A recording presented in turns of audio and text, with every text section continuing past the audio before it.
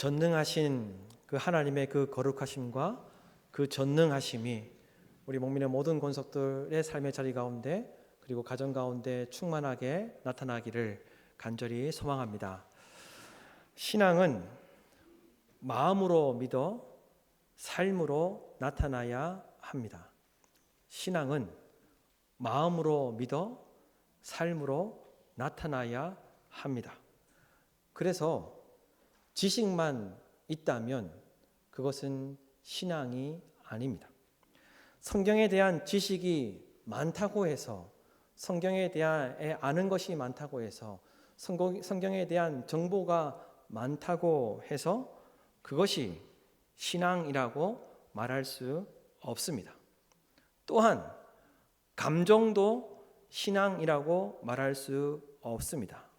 예배 가운데 은혜를 받고 눈물을 흘렸다고 해서 그런 감정을 신앙이라고 말할 수 없습니다. 신앙은 마음으로 믿어 자연스럽게 삶으로 나타나는 것이기에 성경에 나오는 많은 사람들을 통해서 우리가 분명하게 확인할 수 있듯이 예수 그리스도를 인격적으로 만난 자들은 그 인격이 변화되게 됩니다. 그리고 그 인격이 변화될 뿐만 아니라 예수 그리스도를 진정으로 만난 자들은 예수 그리스도를 온전히 따르게 되죠. 그리고 그것을 참된 신앙이라고 이야기할 수 있습니다. 그래서 예수님을 만남으로 참된 신앙을 가진 사람에게서 몇 가지 나타나는 모습들이 있죠. 어떤 모습들이 나타납니까? 어떤 모습들이 나타나죠?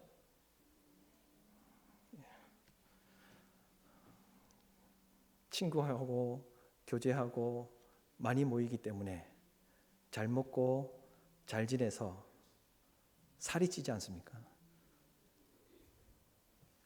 심각하게 받아들이시는데 진짜 그런 게 나타나야 되는지, 어떤 모습들이 나타납니까? 예수 그리스도를 만남으로써 인격적으로 예수 그리스도를 만남으로써 그 만난 사람에게 어떤 모습들이 나타나게 되죠? 인격이 변화되는 것은 물론이고 첫째로 인생관이 달라집니다. 다르게 이야기하면 삶의 목적이 달라진다는 것입니다. 좀 더 다르게 이야기하면 숨 쉬는 이유가 생기게 됩니다.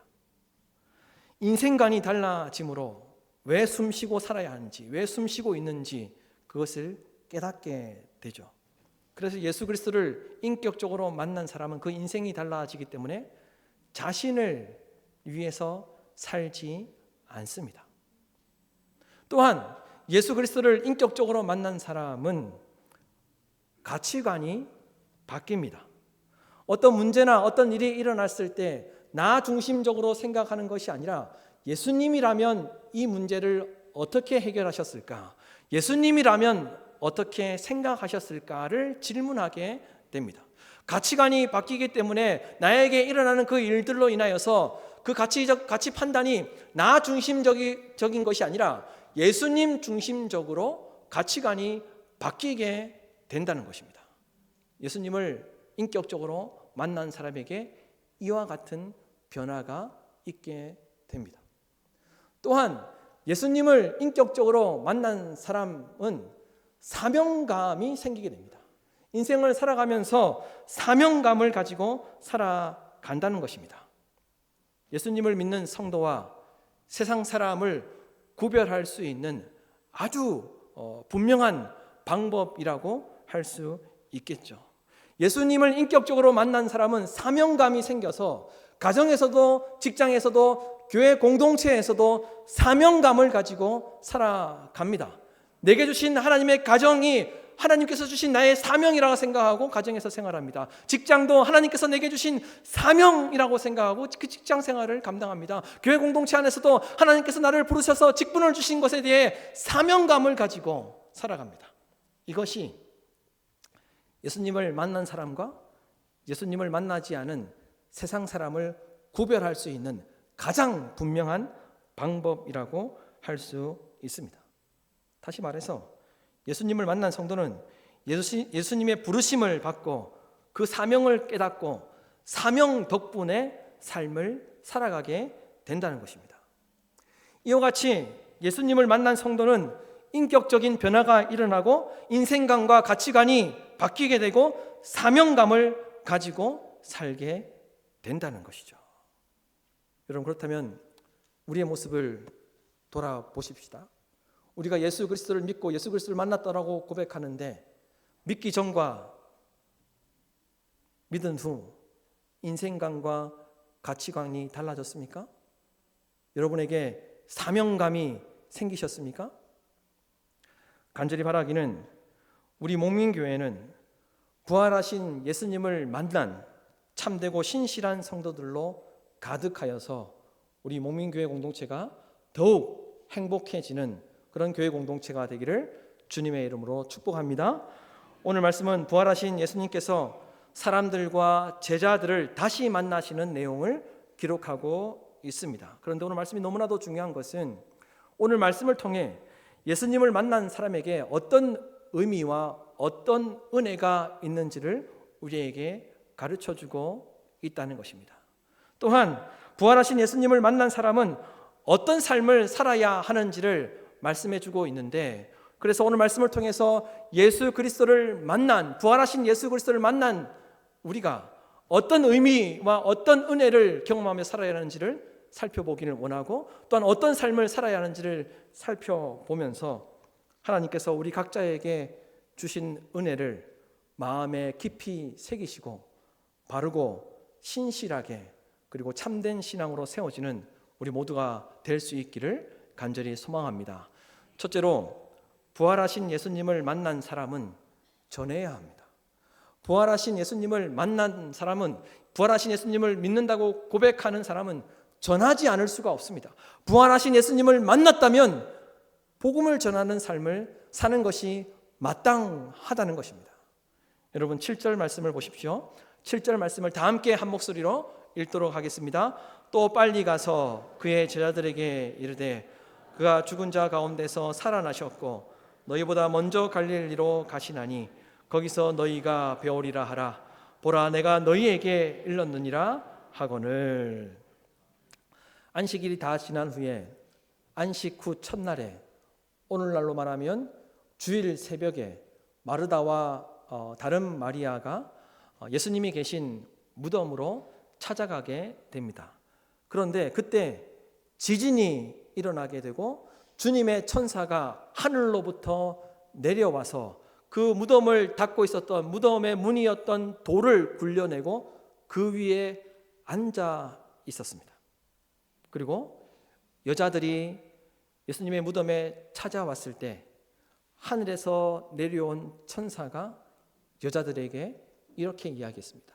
마태복음 28장 6절, 오늘 본문 읽었던 본문 앞절에 보면 이렇게 이야기합니다. 그가 여기 계시지 않고 그가 말씀하시던 대로 살아나셨느니라. 와서 그가 누우셨던 곳을 보라. 천사는 여자들에게 예수님께서 말씀하시던 대로 부활하셨다는 그런 이야기를 하였습니다. 그런 후에 그와 같이 예수님께서 말씀하시던 대로 부활하셨다는 이야기를 한 후에 천사가 여자들에게 다시 말합니다. 오늘 우리가 읽었던 7절 말씀인데 이렇게 말하였습니다. 또 빨리 가서 그의 제자들에게 이르되 그가 죽은 자 가운데서 살아나셨고 너희보다 먼저 갈릴리로 가시나니 너희가 배우리라 하라.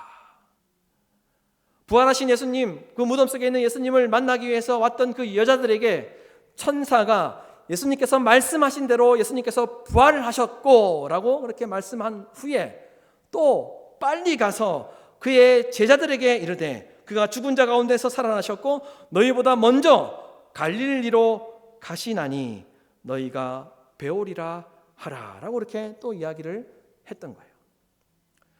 천사가 여자들에게 빨리 가서 예수님께서 부활하셨다는 것을 이야기하라고 제자들에게 시켰습니다. 여자들에게 시켰습니다.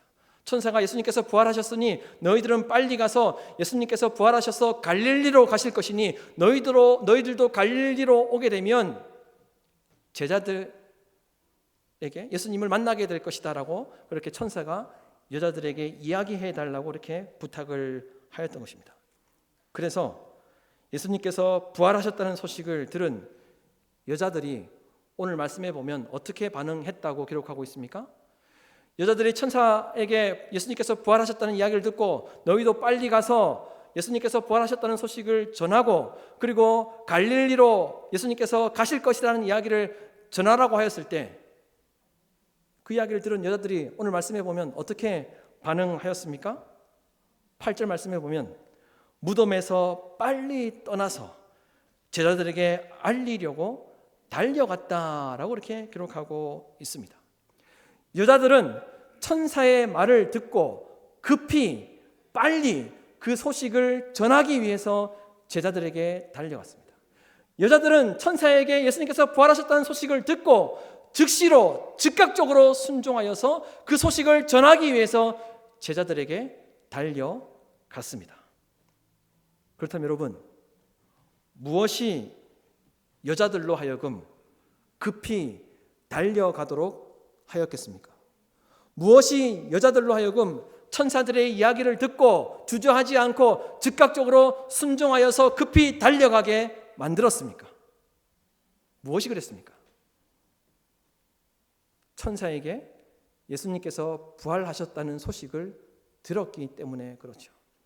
그리고 자기의 눈으로 예수님께서 계셔야 하는 그 무덤에 예수님께서 계시지 않고 부활하셨다는 것을 보았기 때문에 이 여자들이 마음 가운데 내적 동기가 생기게 된 것입니다. 전하지 않으면, 알리지 않으면 안 된다는 내적 동기가 생겨서, 다른 말로 이야기하면 사명감이 생겨서 예수님께서 부활하셨다는 그 소식을 전하기 위해서 즉각적으로 빨리 급하게 달려가게 되었던 것입니다. 여러분, 예수님께서 부활하셨다는 것을 믿는다면 우리도 동일하게 전해야 할 줄로 믿습니다. 부활하신 예수님이 어둠과 사망의 권세를 물리치시고 정말 이 땅에 참 소망이 되시고 참된 생명이 되신다는 것을 믿는다면 우리도 이 여자들의 모습과 같이 전하는 모습이 우리에게 나타나야 한다는 거예요.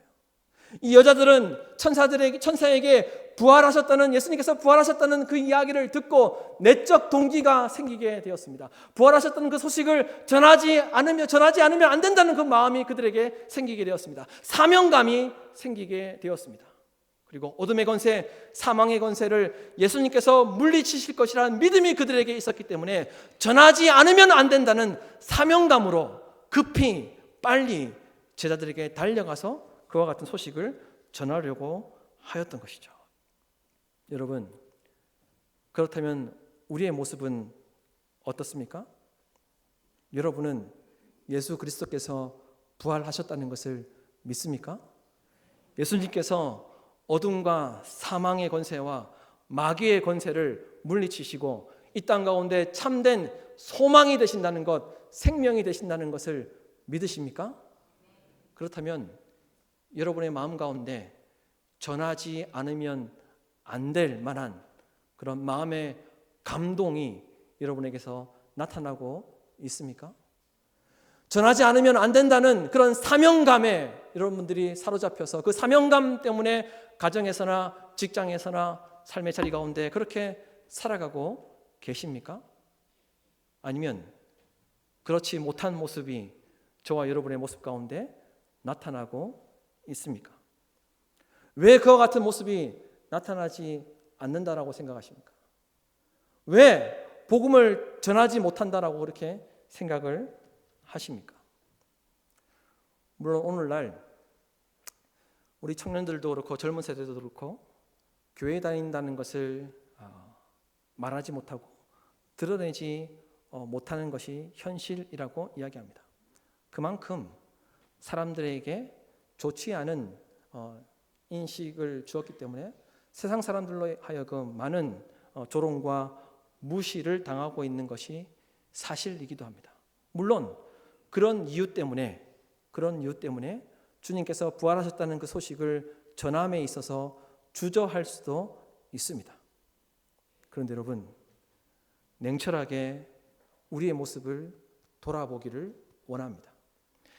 천사에게 예수님께서 부활하셨음을 들었던 여자들이 급하게 빨리 주저하지 않고 즉각적으로 순종하며 달려갔던 것은 예수님께서 부활하신 것을 제자들에게 전하는 것을 이 여자들은 자기들의 사명으로 받아들였기 때문에 그들은 빨리 다급하게 그렇게 복음을 전하고자 달려갈 수 있었습니다.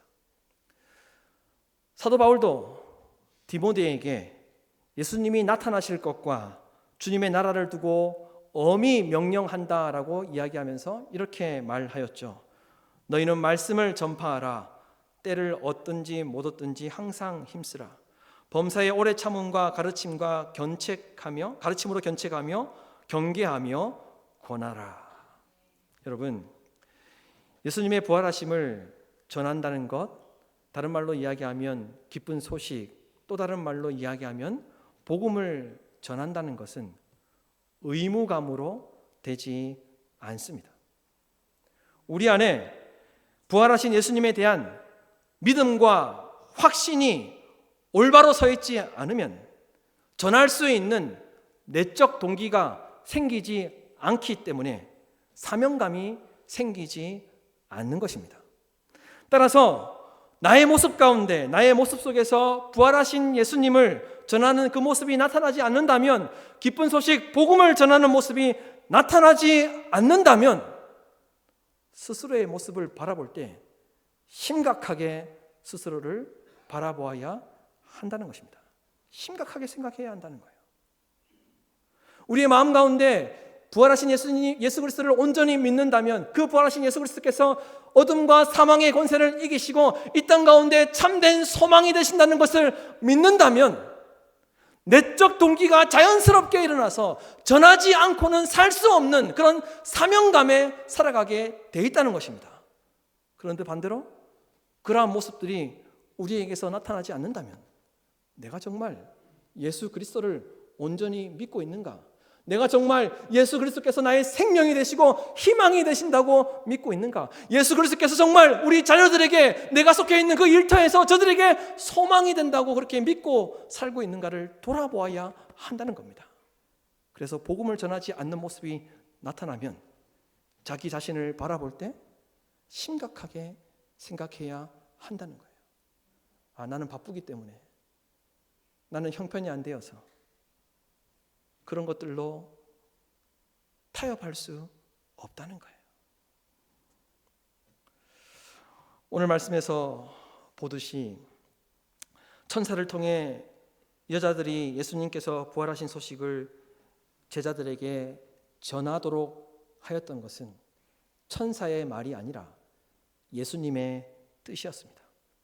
여러분, 우리도 예수님의 부활을 믿고 확신하는 성도로서 먼저 부활의 능력과 회복하게 하심이 저와 여러분의 삶 가운데 충만하게 나타나기를 간절히 소망합니다. 그리고 주님에 대한 확고한 믿음과 확실한 믿음을 가지고, 그래요, 무엇을 하든지 어디에 있든지 때를 얻든지 못 얻든지 예수님을 믿고 따르는 성도로서 사명감을 가지고 부활하신 예수님을 전하며 살아낼 수 있는 우리 목민의 모든 권속들이 되기를 간절히 소망합니다. 둘째로, 부활하신 예수님을 만나면 두려움을 이기게 됩니다. 부활하신 예수님을 만나게 되면 완전한 새로운 삶을 살게 된다는 것입니다. 여러분, 8절에서 9절 말씀을 보십시오. 8절에서 9절 말씀을 다 함께 한 목소리로 읽도록 하겠습니다. 그 여자들이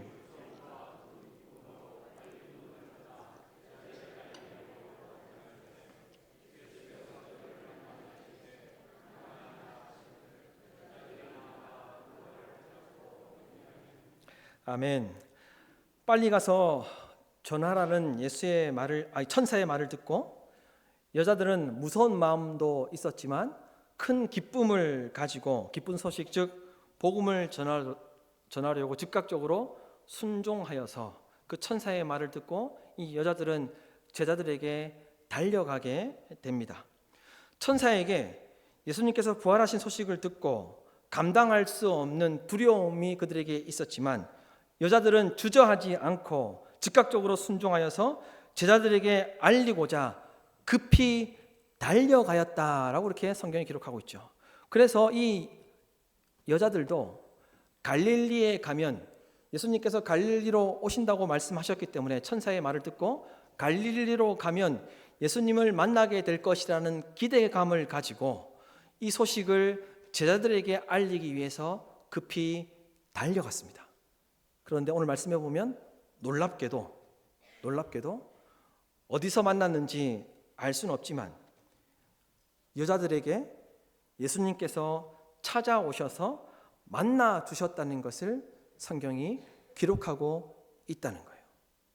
천사의 말을 듣고 여자들이 갈릴리로 가게 되면 그 갈릴리에서 예수님을 만날 수 있었습니다. 그런데 오늘 말씀이 희한하게도 그 천사의 이야기를 듣고 예수님께서 부활하셨다는 소식을 전하기 위해서 갈릴리로 가는 그 여자들에게 예수님께서 중간에 찾아오셔서 따로 만나 주셨다는 거예요. 여기는 여러분 아주 중요한 영적인 비밀이 담겨져 있습니다.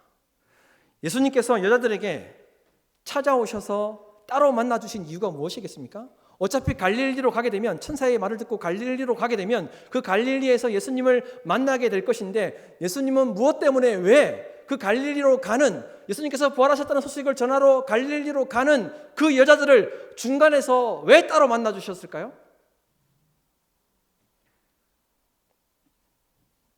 왜 따로 만나 주셨을 것 같습니까? 여자들이 천사의 이야기를 듣고 그 즉시로 즉각적으로 그리고 온전히 순종하였기 때문에 원래는 갈릴리로 가면 만날 수 있는 예수님이었지만 그 여자들의 모습 가운데 온전한 순종의 모습이 나타났기 때문에 그 중간에 예수님께서 여자들을 찾아오셔서 따로 만나 주셨다는 거예요. 여러분 만약에 오늘 말씀을 이렇게 생각해 볼 수 있습니다. 천사가 말한 대로 빨리 가서 예수님께서 부활하셨다는 소식을 전하라고 그런 이야기를 여자들이 들었을 때 즉각적으로 순종하지 않았다면 예수님께서 여자들에게 찾아오셨을까요? 여자들이 즉각적으로 순종하지 않고 차일피일 미루고 그 마음 가운데 그 중심 가운데 좀 이따가 제자들에게 알리지라고 그렇게 생각하고 그 말을 뒤로 미루고 온전히 순종하지 않고 즉각적으로 순종하지 않았다면 예수님께서 찾아오셨을까요? 아마 성경이 달리 기록되었겠죠. 예수님께서 여자들에게 찾아오지 않으셨을 것입니다. 여자들은 천사가 말한 대로 즉각적으로 순종하여 달려갔기 때문에 예수님께서 따로 찾아와 주셨고 만나 주셨다는 거예요. 그리고 그들에게 무엇이라고 말씀하셨습니까? 아주 중요한 말씀을 하셨습니다. 평안하냐. 이 평안하냐라는 이 헬라어는 카이로라는 단어인데 명령형 동사입니다. 명령형 동사. 그래서 영어 성경을 보면 이 평안하냐라는 이 질문 뒤에 그 영어 단어의 느낌표가 붙어져 있습니다. 명령형 동사인데 이것은 우리가 보는 성경에는 안부를 묻는 질문처럼 번역되었지만 사실은 이것은 명령어입니다.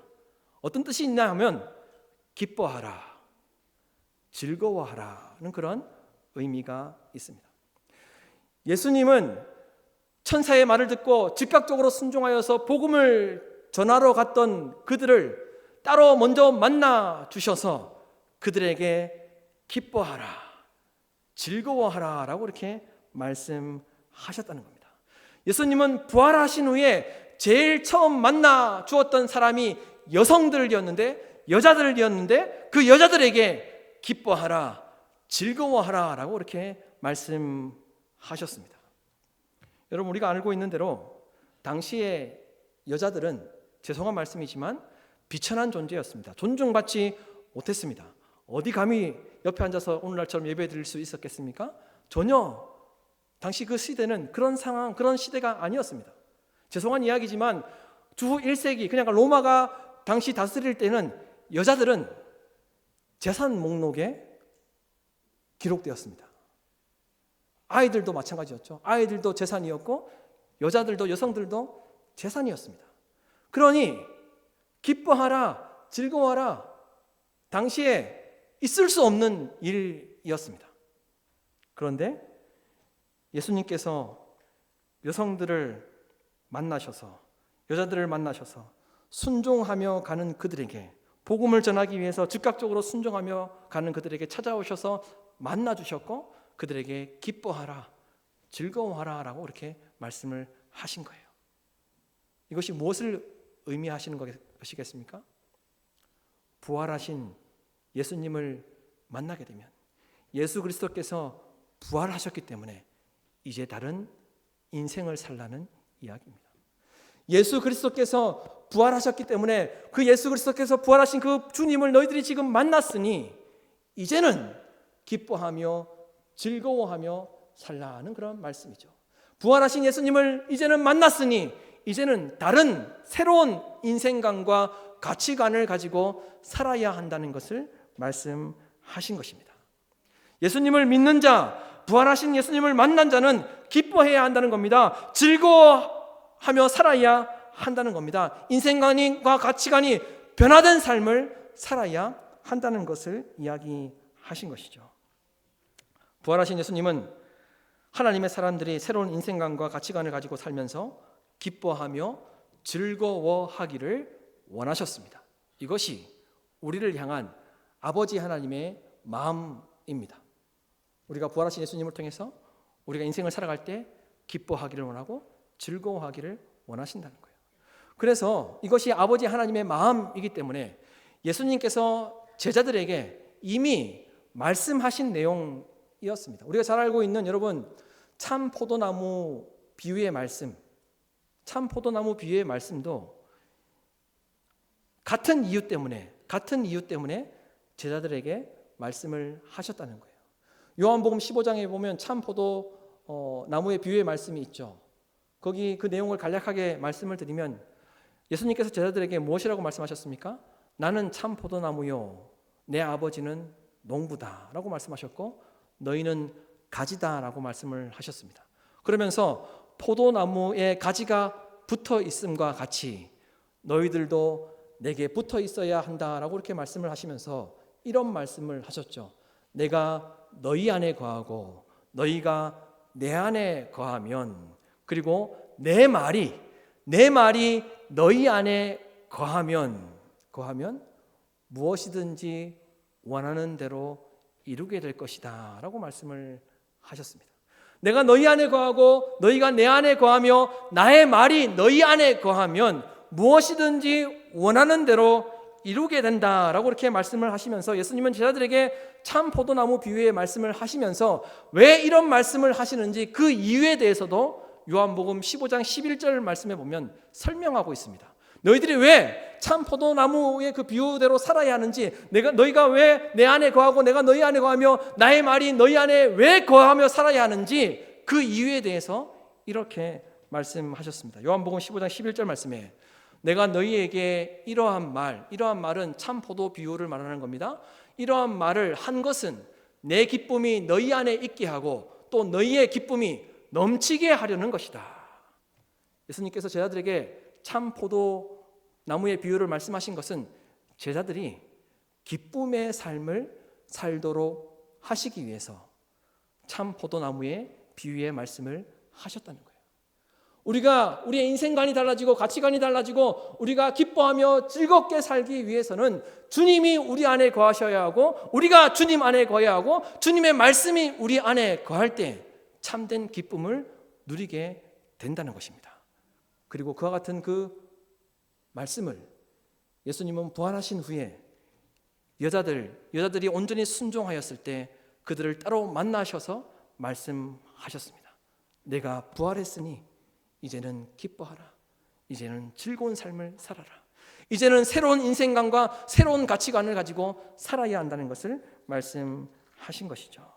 여러분, 우리가 우리 주님의 말씀에 순종할 때 예수님께서 우리의 인생 가운데 찾아오시는 줄로 믿습니다.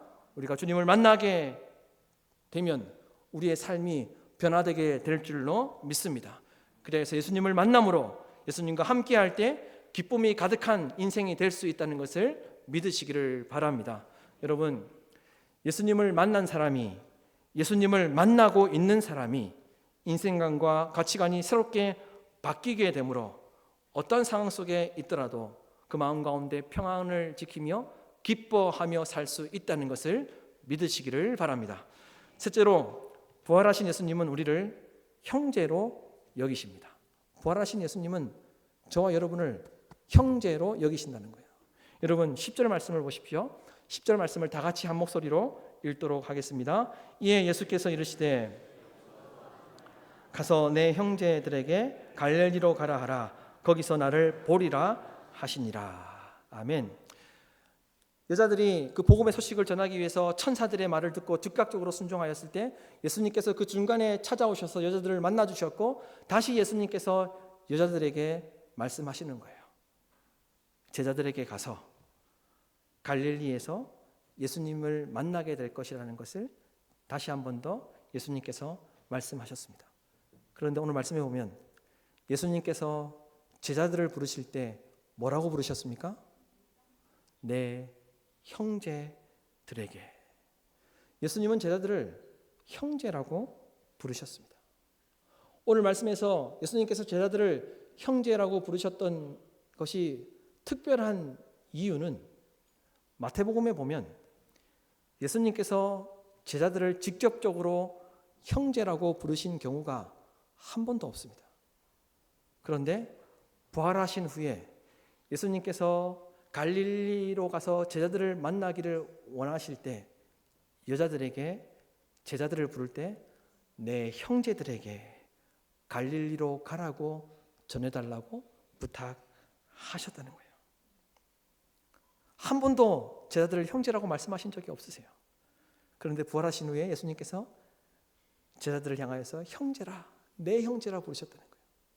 당시에 이 누군가를 형제로 부른다는 것은 친구 이상, 어쩌면 가족 이상의 의미가 있었다고 할 수 있습니다. 그런데 여러분 잘 생각해 보십시오. 예수님께서 대제사장들과 서기관들과 장로들에게 붙잡혀 가셨을 때 제자들의 모습은 어떠했습니까? 다른 사람들은 다 버릴지라도 저는 버리지 않겠다고 다짐했던 제자가 있었습니다. 그리고 죽을지언정, 함께 죽을지언정 예수님을 부인하지 않겠다고 말했던 제자도 있었습니다. 뿐만 아니라 예수님께서 죽으러 가신다고 말씀하셨을 때 우리도 주님과 함께 죽으러 가자라고 선동했던 제자도 있었습니다. 그런데 실제로 예수님께서 십자가에 못 박히시기 위해서 대제사장들과 서기관들과 장로들에게 끌려가셨을 때, 재판을 받았을 때 제자들의 모습은 어떠했습니까? 제자들은 예수님을 형제로 여겼습니까, 여러분? 아니죠. 모른다고 부인했습니다. 고개를 돌리고 외면했습니다. 심지어 배신했습니다. 더욱이 예수님을 판 제자도 있었습니다. 그리고 모두가 다 도망갔습니다. 그런데 보십시오.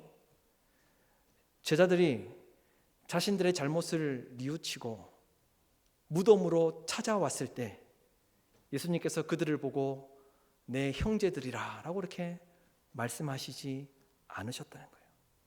그들은 여전히 예수님을 부인하고 있었고 예수님께 찾아 나오지 않고 있었고 자신들의 잘못을 깨닫고 회개하지 않고 있을 그때에 예수님께 돌아오지 않았는데, 예수님께 자기의 잘못들을 고백하지 않았는데, 우리가 예수님 이제는 제대로 살겠습니다라고 그렇게 고백하지도 않았는데 도망가고 부인했던 그들을 만나러 가시면서 여자들에게, 제자들을 향하여서 내 형제들에게 라고 이렇게 이야기를 했다는 겁니다. 예수님은 한 번도 제자들을 모른다라고 부인하지 않으셨습니다. 예수님은 제자들을 한 번도 배신하지 않으셨습니다. 예수님은 제자들을 한 번도 외면하지 않으셨습니다. 여러분, 제자들이 여자들을 통해서 예수님께서 자기들을 형제들이라고 불렀다는 이야기를 들었을 때 여러분, 제자들의 마음이 어떠했겠습니까? 자기들은 부인하고 외면하고 모른 척하고 배신하고 심지어 팔아버리고 다 도망갔는데, 그리고 자기들의 잘못을 고백한 것도 아닌데, 자기들이 예수님께 돌아온 것도 아닌데 자기들을 향하여서 내 형제들이라고 불렀다는 이야기를 제자들이 듣게 되었을 때 어떤 마음이었겠습니까? 여러분, 예수님은 동일하게 저와 여러분을 제자들처럼 형제로 여기시는 줄로 믿습니다. 우리도 제자들처럼 여전히 나 중심적으로 살고, 우리도 제자들처럼 여전히 시시때때로 예수님을 부인하며 사는 것이 사실입니다. 예수님이 먼저가 아니라 내 형편과 내 상황이 먼저이고, 예수님은 항상 다음 순서에 있었습니다. 그래서 내가 바쁘면 예수님의 그 일을 외면했습니다. 예수님에게서 고개를 돌리는 삶을 살았습니다. 예수님을 부인하는 그런 삶을 살았습니다. 예수님은 나를 따르려거든 자기를 부인하고 자기 십자가를 지고 나를 따라야 한다라고 말씀하셨지만, 우리는 너무나도 연약해서 하나님의 일을 생각하기보다 나의 일이 먼저였고 사람의 일이 먼저인 삶을 살았습니다. 우리는 여전히 부족하고 연약한 존재입니다.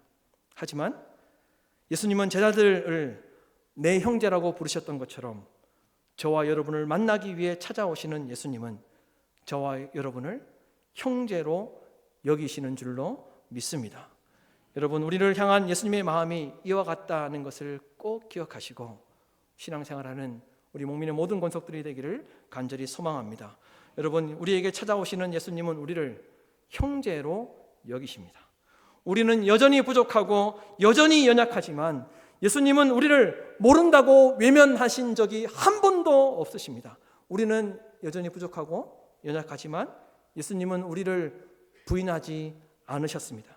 우리는 연약하고 부족하지만 여전히 예수님은 저와 여러분을 형제로 여기시고 우리를 버려두지 않는다는 것을 믿음으로 살아가는 목민의 모든 권속들이 되기를 주님의 이름으로 축원합니다.